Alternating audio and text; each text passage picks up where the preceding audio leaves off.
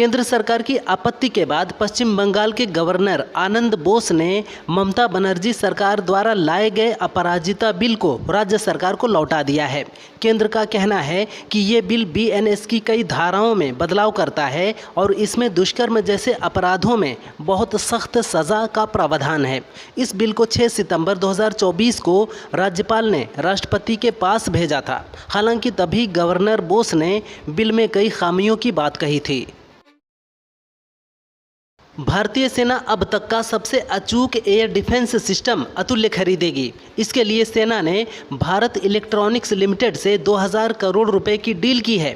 इसके तहत इस अचूक रडार को डीआरडीओ और बेल मिलकर तैयार करेंगे। इस रडार को बनाने में 70% स्वदेशी सामान इस्तेमाल किया जाएगा। ये रडार हवाई हमले, लड़ाकू विमान और दुश्मन के ड्रोन को डिटेक्ट करके हमला करने में सक्षम होगा। यूपी राज्य महिला आयोग की अध्यक्ष बबीता चौहान का कहना है कि प्रदेश में अवैध धर्मांतरण के मामलों को रोकने के लिए आजीवन कारावास की सज़ा काफ़ी नहीं है। इसमें कम से कम फांसी की सज़ा होनी चाहिए। छांगुर बाबा का ताज़ा मामला चल रहा है। मैंने भी आगरा में जलालुद्दीन नाम के एक व्यक्ति को गिरफ्तार कराया था। उसने एक तलाकशुदा महिला से संबंध बनाकर उसका अवैध धर्मांतरण कराया। दिल्ली हाईकोर्ट ने एक मामले की सुनवाई के दौरान कहा कि सिर्फ इसलिए कि एक लड़की किसी लड़के से दोस्ती करती है, लड़के को उसकी सहमति के बिना उसके साथ यौन संबंध बनाने का अधिकार नहीं मिल जाता। आरोपी ने अप्रैल 2023 में नाबालिग से दोस्ती की और नवंबर 2023 तक उसका यौन शोषण किया। पीड़िता के विरोध और विशिष्ट आरोपों को देखते हुए कोर्ट ने जमानत देने से इनकार कर दिया है। बिहार के सीएम नीतीश कुमार ने बिहार में पत्रकारों की पेंशन हर महीने 6,000 रुपये से बढ़ाकर 15,000 रुपये कर दी है। सीएम ने एक्स पर लिखा, मुझे ये बताते हुए खुशी हो रही है कि बिहार पत्रकार सम्मान पेंशन योजना के तहत अब सभी पात्र पत्रकारों को हर महीने 6,000 रुपये की जगह 15,000 रुपये पेंशन दी जाएगी। इसके साथ ही पत्रकार की मृत्यु होने पर उनके आश्रित पति या पत्नी को जीवन पर्यंत हर महीने 3,000 रुपये की जगह 10,000 रुपये पेंशन दी जाएगी। कांग्रेस नेता राहुल गांधी के ओबीसी वाले बयान पर बसपा चीफ मायावती ने प्रतिक्रिया दी है। उन्होंने कहा कि ओबीसी समाज के लोगों की राजनीतिक व आर्थिक आशा, आकांक्षा व आरक्षण सहित उनका संवैधानिक हक दिलाने के मामलों में कांग्रेस पार्टी खरी व विश्वासपात्र नहीं रही है। ये कोई नई बात नहीं है, बल्कि ये दिल में कुछ और जुबान पर कुछ और जैसी स्वार्थ की राजनीति ज़्यादा लगती है। एनडीए की भी ओबीसी के प्रति यही चाल ढाल है।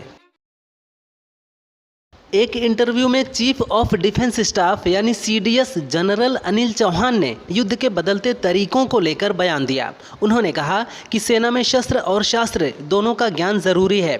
सैन्य क्षेत्र एक बड़े बदलाव के दौर में है, जिसमें वह नई तकनीक पर बहुत निर्भर है। सीडीएस ने कहा, ऑपरेशन सिंदूर अभी भी जारी है और सेनाओं को हर समय उच्चतम सतर्कता में रहना होगा। कथावाचक अनिरुद्धाचार्य द्वारा लड़कियों पर की गई अभद्र टिप्पणी का विरोध हो रहा है। मथुरा में वकीलों ने उनके खिलाफ एफआईआर दर्ज कराने की मांग की है। महिलाओं ने उनका पुतला जलाया। वहीं विरोध के बाद अनिरुद्धाचार्य ने सफाई दी है। उन्होंने कहा कि मैंने सभी लड़कियों को लेकर बयान नहीं दिया था, सिर्फ कुछ लड़कियों के बारे में बयान दिया था। वीडियो के साथ छेड़छाड़ की गई है। किसी को ठेस पहुँचाना दुर्भाग्यपूर्ण है। उपराष्ट्रपति पद का चुनाव कराने के लिए निर्वाचन आयोग ने राज्यसभा के महासचिव पीसी मोदी को चुनाव के लिए निर्वाचन अधिकारी नियुक्त किया है। पीसी मोदी आईआरएस के 1982 बैच के सेवानिवृत्त अधिकारी हैं, जिन्हें नवंबर 2021 में राज्यसभा का महासचिव नियुक्त किया गया था। उनकी नियुक्ति पर विपक्ष ने सवाल उठाए थे, क्योंकि उनके पूर्ववर्ती पीपीके रामाचर्युलू को केवल 2 महीने बाद हटा दिया गया था। ओपन एआई के सीईओ सैम ऑल्टमैन ने एक पॉडकास्ट में शिक्षा के भविष्य को लेकर ऐसी बात कही है जो लोगों को चौंका रही है। उनका कहना है कि एआई शिक्षा में बदलाव लाएगा। शायद वे अपने बच्चे को कॉलेज ही ना भेजें। AI शिक्षा को ख़त्म नहीं करेगा बल्कि इसे विकसित करेगा। आर्टिफिशियल इंटेलिजेंस शिक्षा को बदल देगा। ये बदलाव शायद 18 सालों में आ जाएगा। उन्होंने कहा, जब नई पीढ़ी आर्टिफिशियल इंटेलिजेंस के बिना दुनिया को नहीं जानती होगी तो शिक्षा बहुत अलग लगेगी।